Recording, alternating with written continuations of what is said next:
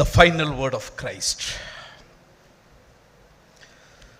This is recorded in the Gospel according to Saint Luke.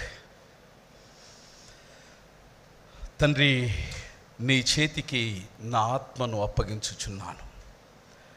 సప్తస్వర మంజరిలో క్రీస్తు ప్రభుల వారు పలికినటువంటి 7 మాటల్లో 3 మాత్రమే కేకలుగా నమోదు చేయబడ్డాయి. తక్కినటువంటి మాటలు నివేదనగా నమోదు చేయబడ్డాయి.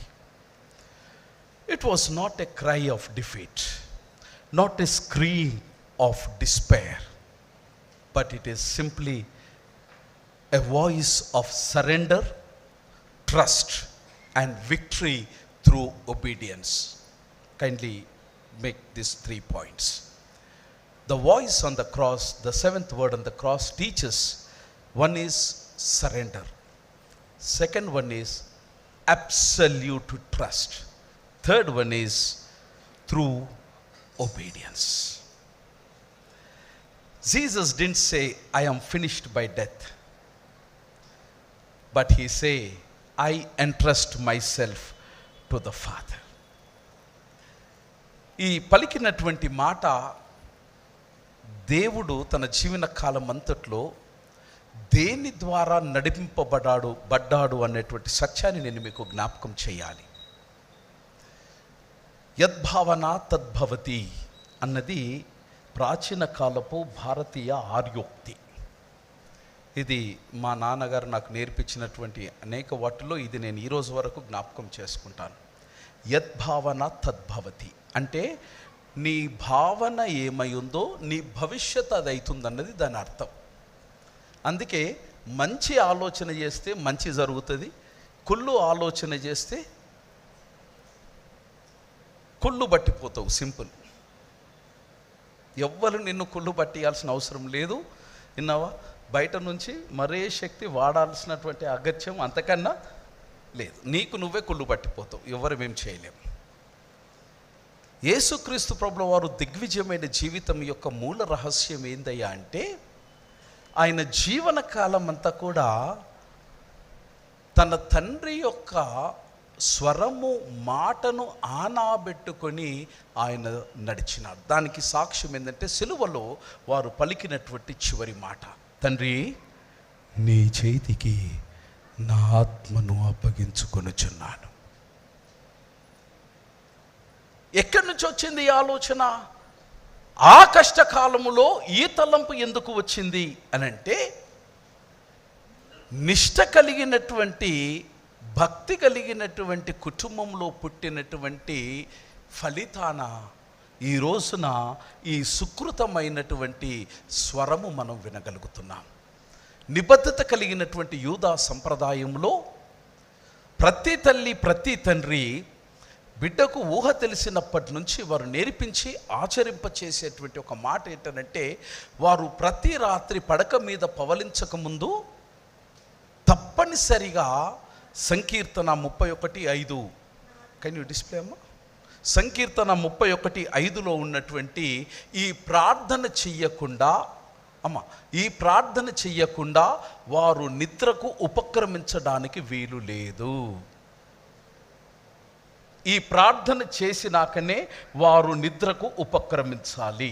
ఏమిటా ప్రార్థన అంటే, వారు నిద్రపోయే ముందు into thine hand I commit my spirit, thou hast redeemed me, O Lord God of truth.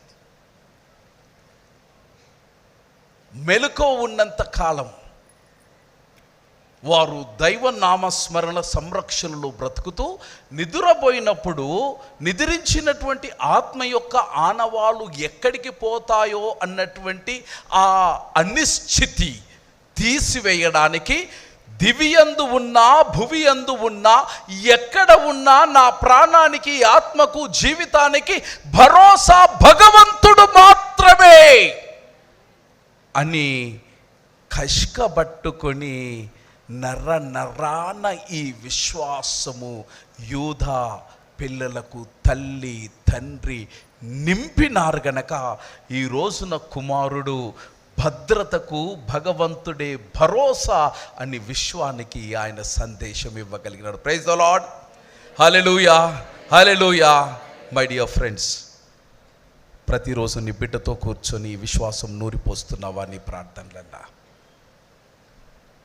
నువ్వు కన్న బిడ్డకు ఏ క్షణము ఎక్కడ ఎప్పుడు ఎవరి ద్వారా సంకటము కలుగుతుందో తెలియదు. సంకటము కలిగిన ప్రతిసారి నువ్వు ప్రక్కన ఉంటావని భ్రమిస్తూ ఉన్నావేమో మిత్రమా. నీవు లేని మరో క్షణము నీ బిడ్డకు ఉపద్రవము కలిగినప్పుడు ఎవరు కాపాడాలి, ఎవరిని శరణుగోరాలి అని అంటే సిలువలో 7వ మాట జవాబుగా మన ముందు నిలుస్తూ ఉన్నది. ఎందుకంటే నా అన్నవారు అశాశ్వతం. కన్నవారు లేదు, కట్టుకున్నవారు లేదు, కడుపున పుట్టినవారు అంతకన్నా లేదు.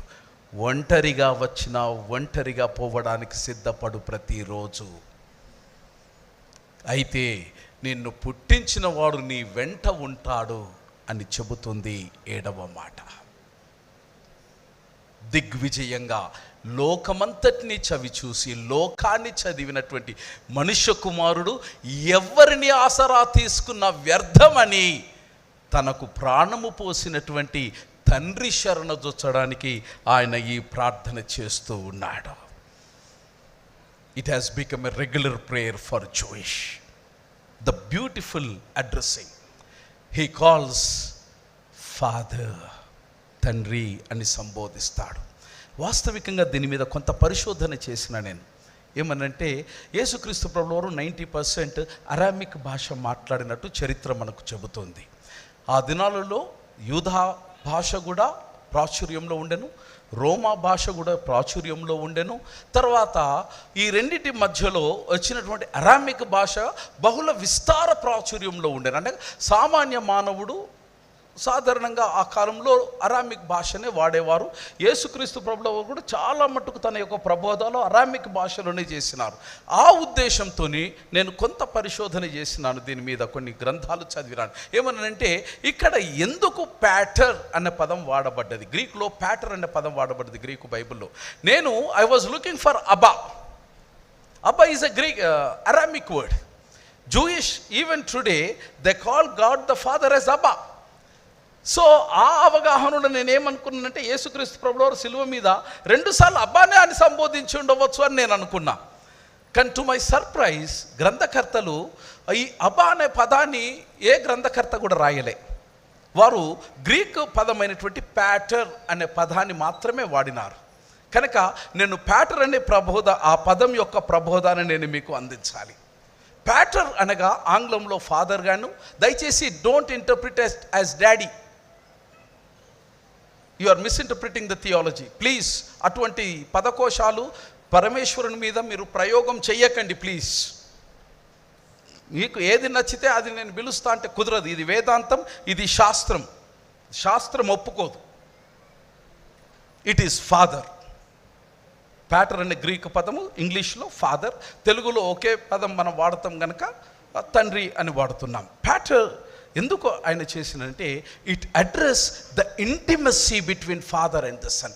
తండ్రికి తనయునికి మధ్యలో ఉన్నటువంటి అవినాభావ సంబంధాన్ని బలోపేతం చేయడానికి ఈ పదం వాడినాడు. ఏమైంది సంబంధం, ఎందుకు ఇక్కడ అది వాడవలసి వచ్చిందనంటే ఏ సందర్భంలో వాడుతున్నాడో అది గమనించాలని నేను మీకు మనవి చేస్తా ఉన్నా. మొదటి మాట తండ్రితో ఆరంభమైంది, చివరి శ్వాస తండ్రితోనే అంతమవుతుంది. I am alpha, I am omega. నేనే ఆది, నేనే అంతం, సమస్తము నా యందు నిక్షిప్తమని చెప్పడానికి తండ్రితో ఆరంభమైన జీవితము తండ్రితోనే ముగియాలి మిత్రమా. తండ్రిని కాదని నీవు వెళ్ళిపోతే పాప మమతల చేత పారిపోయిన నీకు ప్రాప్తించును క్షామము, పశ్చాత్తాపమని పరమేశ్వరుని చెంతకు వస్తే ప్రాప్తించును నీకు పరదేశము. ఇది 7వ మాట యొక్క భావగర్భితమైనటువంటి ఆలోచన. తండ్రి ఏ స్థితిలో అన్నాడు అది ఒకసారి గమనిద్దాం. నమ్మిన వారు నట్టేట ముంచినారు, కత్తి తీసుకొని కనబడితే కాల్చేస్తా అన్నోడు కట్టప్పలాగా మారిపోయి కనుమరుగైపోయినాడు.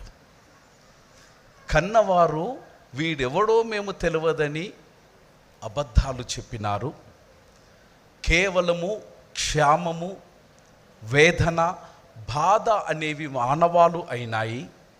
అంధకారము తప్ప వెలుగు కానరానటువంటి తరుణాన లోకమంతా తీర్పు తీర్చి వీడు పాపి అని ముద్ర వేసిన తరుణాన మంచి అని చెప్పే నాదుడు భూమి మీద కరువైన క్షణాన కూడా తన నిబద్ధతను, తన భక్తిని భగవంతుని ఎడల ఎక్కడ చెక్కు చెదరకుండా, ఆనాడు నువ్వు నా తండ్రివే, అన్నీ కోల్పోయిన ఈ క్షణము కూడా నీవే నా తండ్రివి అని ఆయన మాదిరి చూపిస్తూ ఉన్నాడు.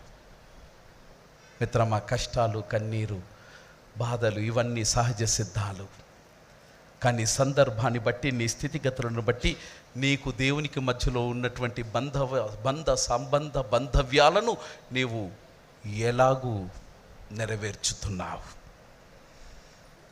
కష్ట నష్టాలు తండ్రి నుంచి మనకు దూరము చేయకూడదు. రెండవది, into your hands it is been used. What does it means into? It just means the moment of place of safety or transfer. మూడవది, what does it means to say into hands? What does it mean? Greek భాషలో దీనిని కెయిర్ అని వాడబడ్డది. Hands అన్న పదానికి కెయిర్ అని వాడబడ్డది. ఈ కెయిర్ అన్నటువంటి Greek పదము అది ఇచ్చేటువంటి ఆలోచన ఏంటి అనంటే, హస్తము అని ఎక్కడైతే గ్రీకులో వాడబడ్డదో, బైబిల్లో హస్తము అని సంబోధించబడ్డదో, అది దేనికి సూచిక అనంటే, it is often symbolizes the power. అభయహస్తం. You got? అభయహస్తం అంటే అర్థమైంది. ఎన్ని కష్టాలు వచ్చినా ఒక్కసారి అభయహస్తం మనకు పొందినమంటే ఇక మనకు గ్రీకులో హస్తము అంటే, బైబిల్ అని అంటే ఇట్ ఈస్ పవర్. రెండవది, ఇట్ సింబలైజెస్ అథారిటీ. మూడవది, it symbolizes for the position. నాలుగవది, it symbolizes for the protection. ఐదవది, it symbolizes for the guidance. ఆరవది, it symbolizes for the covenant action. అంటగా నిబంధన, స్నేహ, సంరక్షణ, అధికారికము కలిగినటువంటి దానికి సూచిక హస్తము గనక యేసుక్రీస్తు ప్రభుల వారు నీ చేతులకు అనగా నీ అధికారానికి, నీ బలమునకు, నీ యొక్క కృపకు, నీ సంరక్షణకు, నీ సర్వభౌమ అధికారమునకు నా ఆత్మను అప్పగించుకొనుచున్నాను. కాంట్రాస్ట్ ఏందనంటే, మనుష్యుల హస్తాలు విడిచిపెట్టిన ఈ కల్వరిలో, మనుష్యుల హస్తాలలో మేకులు దించిన ఈ కల్వరిలో, ఆ కల్వరి గిరిలో నువ్వు కూడా ఉన్నావేమో. నా అనుకున్నటువంటి అనేక మంది నీకు మేకులు దించాలని అహర్నిశలు ప్రయత్నము ఖచ్చితంగా చేస్తూ ఉంటారు. అది మానవ నైజం. అయితే దీనికి విరుద్ధంగా లోకము నిన్ను విడిచిపెడితే, పరలోకములో ఉన్నటువంటి దేవుని హస్తాలు నిన్ను పట్టుకోవడానికి చాచబడ్డాయని మనము నేర్చుకుంటున్నాం. Praise the lord. Hallelujah, hallelujah, హల్లెలూయా.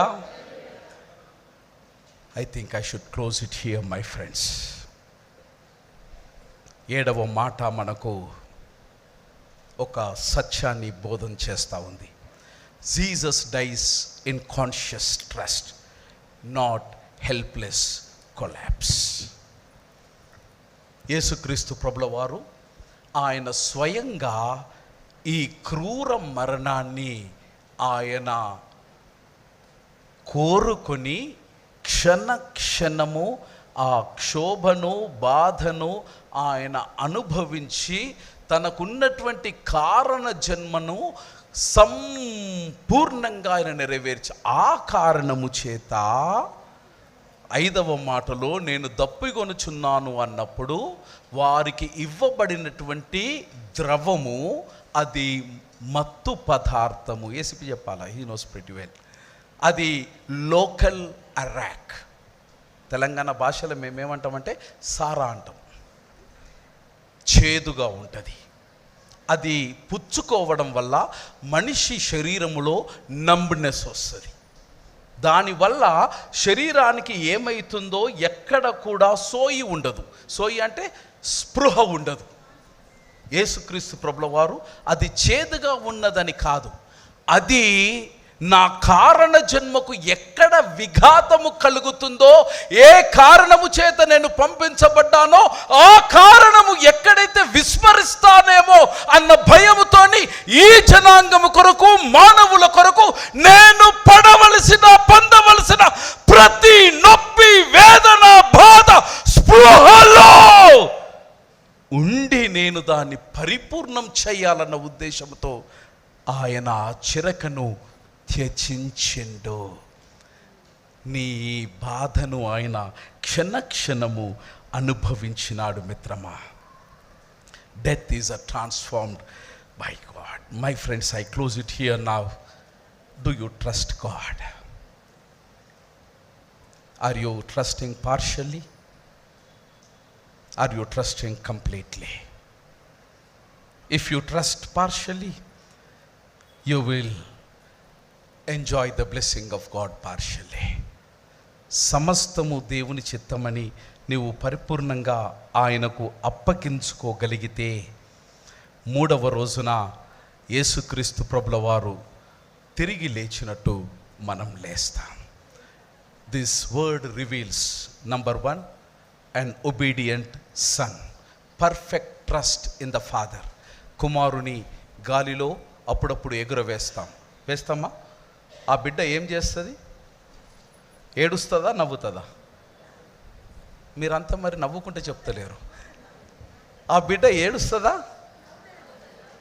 ఎందుకు నవ్వుతుంది? ఎందుకు నవ్వుతుంది? కానీ పక్కనున్నటువంటి తల్లి అరుస్తుంది. ఎందుకు? పడిపోతారని కాదమ్మా, నీ గుణం తెలుసు గనక, భర్త గుణం తెలుసు గనక ఎగరయ్యకు అంటది. ఎందుకంటే వీడికి పట్టుకుని చేత కదా, ఆమెకు అనుభవం ఉంది. Own experience comes first. కానీ ఏమి తెలియని ఆ పసిగుడ్డు తండ్రి ఎగిరేసిన కొద్దీ కిలకిలా నవ్వుతూ ఉంటాడు. ఏందనంటే, ఎంత మీదికి ఎగిరవేసినా నేను కింద పడిపోను గనక నా తండ్రి will take care. That trust is needed today. సిలువ మీద అది నమ్మకాన్ని దేవుడు తన తండ్రి పట్ల obedient son. Jesus expect the same obedience from you. 2వ సత్యం మనం నేర్చుకుంటాం ఏంటంటే, ద రైచియస్ సఫర్. నీతిమంతులు తప్పనిసరిగా కష్టపడతారు మిత్రమా. కష్టానికి నువ్వు దూరం పారిపోకు. కష్టాన్ని చూసి కలవరపడకు. కష్టం వస్తుందని నీవు బాధపడకు. కష్టాన్ని ఇష్టంగా మలుచుకో. then you are called as a righteous. 3వది, the voluntary of sacrifices. He gives his life willingly. ఆయన ఇష్టంతో తన ప్రాణాన్ని ఇచ్చిండు మన కొరకు. 4వది, the model of human. ఒక మార్గదర్శి ఇచ్చినాడు. I surrender all to Jesus అంటాం కానీ లంచం ఇస్తాం, అంటాం కానీ రికమెండేషన్ ఇస్తాం, అంటాం కానీ చెయ్యరాని ప్రయత్నాలన్నీ మన సంగతి కాదు. మీకు అనుకుంటున్నారు మీ సంగతి, మేము బయట వాళ్ళ సంగతి మాట్లాడుతున్నాం. That is not the model. Model is జియో యా మరో ఆప్కే సాథీ.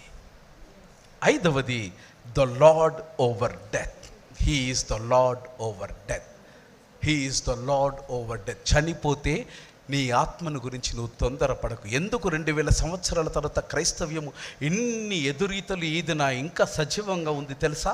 ఎందుకు మనము దేవుని కొరకు ప్రాణం పెట్టడానికి ధైర్యంగా క్రైస్తవుడు మాత్రమే ఉంటాడు తెలుసా? ఎందుకంటే చచ్చినాక కూడా నా దేహము దేవుని యందు పదలమే, నా ఆత్మ ఆయన యొక్క హస్తములో సంరక్షణ కలిగి ఉన్నదన్న ఒకే ఒక నమ్మకం ఈ రోజున క్రీస్తు కొరకు మనల్ని చావో రేవో తేల్చుకోవడానికి సిద్ధం చేస్తూ ఉంది. Even in death, Jesus is not overpowered. He is self. నా ప్రాణమును నేను తిరిగి తీసుకోవడానికి నేను తండ్రి చేతిలో నా ప్రాణాన్ని పదిలంగా పెడుతూ. Shall we all raise and some moments 7 మాటలను ఒక్కసారి జ్ఞాపకం చేసుకొని ప్రార్థించుకుందామా? వ్యక్తిగత ప్రార్థనలో గడుపుదామా?